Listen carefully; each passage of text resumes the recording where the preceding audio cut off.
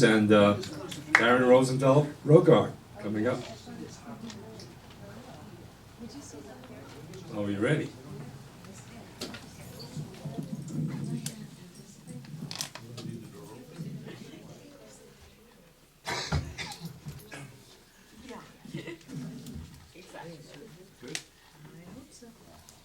Okay, so I'm one of the spiritual leaders of the Aquarian Minion, and I'm used to having people follow my instructions, so let's practice what we do a call and response.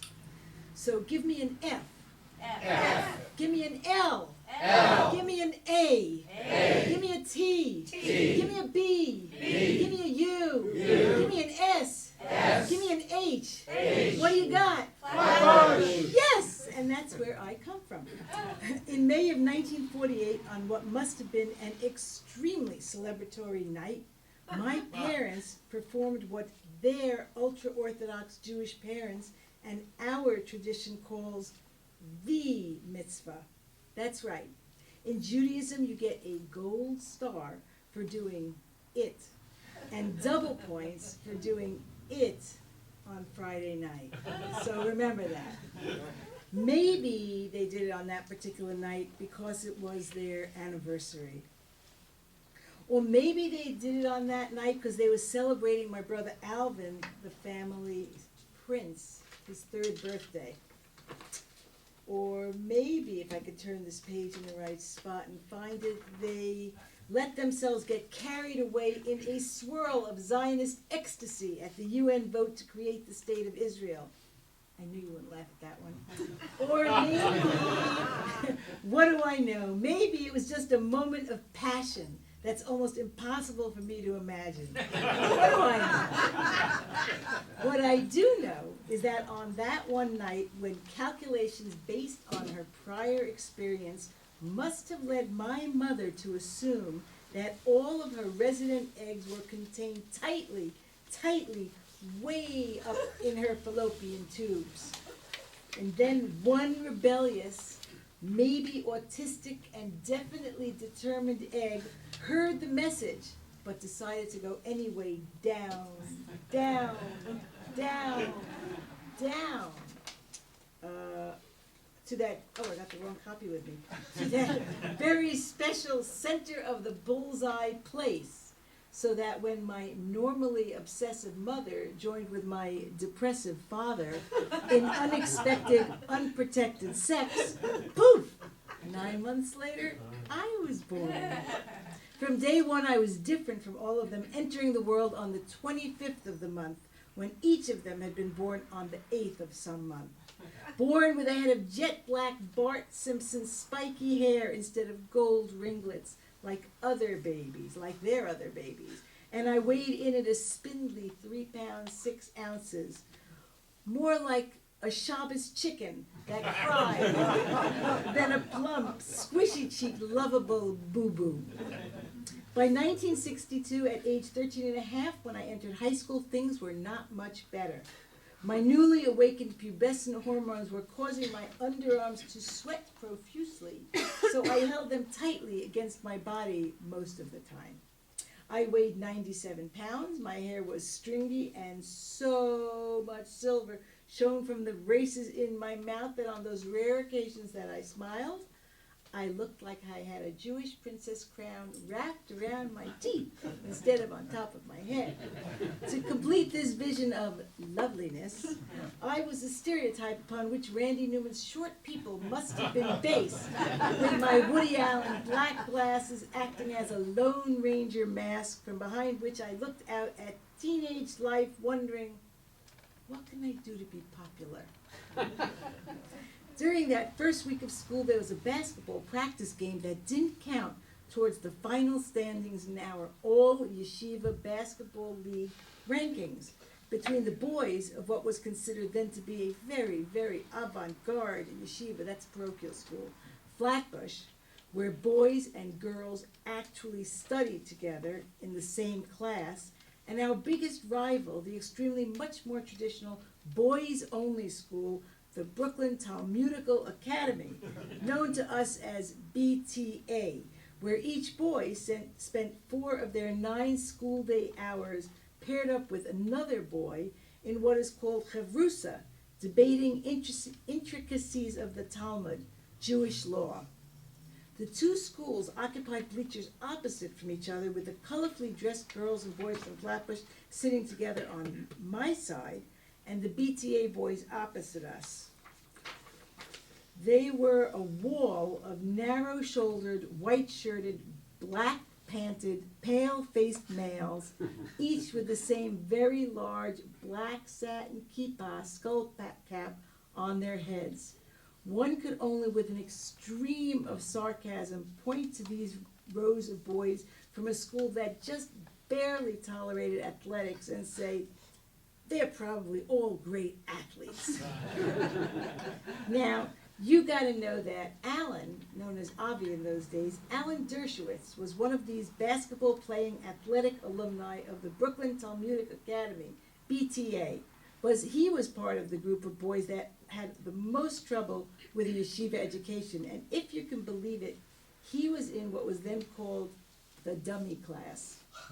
His yearbook described him as least likely to succeed, that he should probably be a lawyer, never, instead of a rabbi, because that was the only place he'd be able to successfully use his mouth, something like that. BTA boys, great intellectual athletes, but on a basketball court, hard to imagine. The gym was packed, and as the game began, it was overrun with the sounds of shrieking, excited adolescents whose heads followed the players first turning right, then left, then right, then left, as the ball bounced back and forth across the court between the maroon and gold uniformed players from Flatbush and the blue and white BTA boys. Suddenly, a piercing timeout whistle blew through the din, and each team's players sauntered back to their bench. Then a low rumble began to build from the BTA bleachers that quickly evolved into a roar as the sea of testosterone-engorged BTA boys rhythmically stomped their feet to a chant I couldn't understand but sounded like, "We're one stun! We're one stun! We're one stun! We're one stun!" I didn't know what they were saying. But as suddenly as the stomping had started, it stopped, replaced by a huge outburst of clapping and cheering as a line of girls emerged from the corner of our side of the court. Their brown and white saddle shoes and bobby socks barely touched the floor, but I hardly noticed that because my eyes were riveted to their skirts, something I'd never seen before. This was 1962 in a yeshiva. Outrageous, just below the crotch level, maroon corduroy skirts that covered peekaboo gold undershorts. And on top, they were wearing form-fitting gold sweaters, each of which had a large machine-embroidered maroon letter F across their robust bosoms. At the head of this parade was a mesmerizingly beautiful, graceful, voluptuous, blonde-haired, forgive me, Marilyn Monroe-like shiksa goddess whose name I found out was Judy Stein. Her twin Everest breasts heaved up and down as in slow motion, with each bouncy step she took towards the center of the court.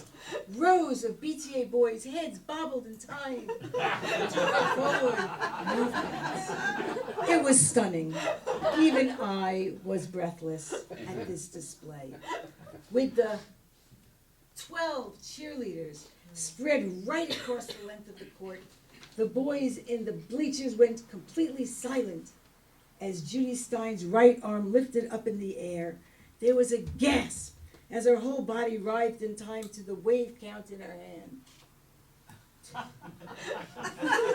And with that, the Flatbush cheerleaders, with their full-toothed smiles, and in sync began their first cheer of the season. I expect that for these penguin-dressed boys, this moment was the equivalent of leaving black and white Depression-era Kansas and entering a color-drenched Munchkinland filled with animated Playboy bunnies, all led by the goddess they'd caressed in their dreams all summer long, waiting for the first game of this season to get a glimpse of Judy Stein, their kosher version of Playmate of the Year. With chests heaving and skirts that flirted by showing off legs and bits of thighs, and every now and then when you'd least expect it, just a teeny tiny touch of tush. The Flatbush cheerleaders in unison, a real live, honest-to-goodness parade of virgins, skipped in circles, kicking out their knees in time to the strong beat at the end of each line of the cheer, one that I assumed was used in every high school in America. Themistocles they kicked, Thermopylae they shouted, the Peloponnesian War, clap clap, X square, Y square, H2SO4, a Hebrew word, a Latin word, Archimedes' law, Flatbush. And in that moment of divine insight, as the Flatbush cheerleaders in unison made their final leaps in the air with arms and legs outstretched backwards and chest thrust forward, and everyone joining in the scream to scream out the last few words of the cheer, "Reset score!" At that moment, impervious to the challenging visual reality that I presented to the outside world, I loudly and proudly, eternally knew how I would be popular in high school. I should be captain of cheerleaders. I should be captain of the Yeshiva of Flatbush cheerleaders. And when that whistle blows for a timeout, and the BTA's boys begin stomping, instead of shouting what I realized they'd been saying, "We want Stein! We want Stein! We want Stein!" It would be my turn, and they'd shout out for me, the new captain of the Flatbush cheerleaders. "We want Rosenfeld! We want Rosenfeld! We want Rosenfeld!" they'd say. I imagined myself at the head of the line, daintily dancing my way in from that far corner with my hand held high, ready to signal 1, 2, where'd it go? 3. My growing breasts would lead the charge, inspiring the school to fight on till we made the final playoffs on the floor of Madison Square Garden. That's it. I will be captain of the Flatbush cheerleaders, I thought to myself, with that huge smile that comes when you really, really know with certainty what your goal in life is. I'm going to be captain of cheerleaders, Mom. I'm going to be captain of the Yeshiva of Flatbush cheerleaders. This then ugly duckling told her very judgmental, dismissive mother after she walked home from the game still glowing with her newfound clarity. "Don't be ridiculous," my mother said.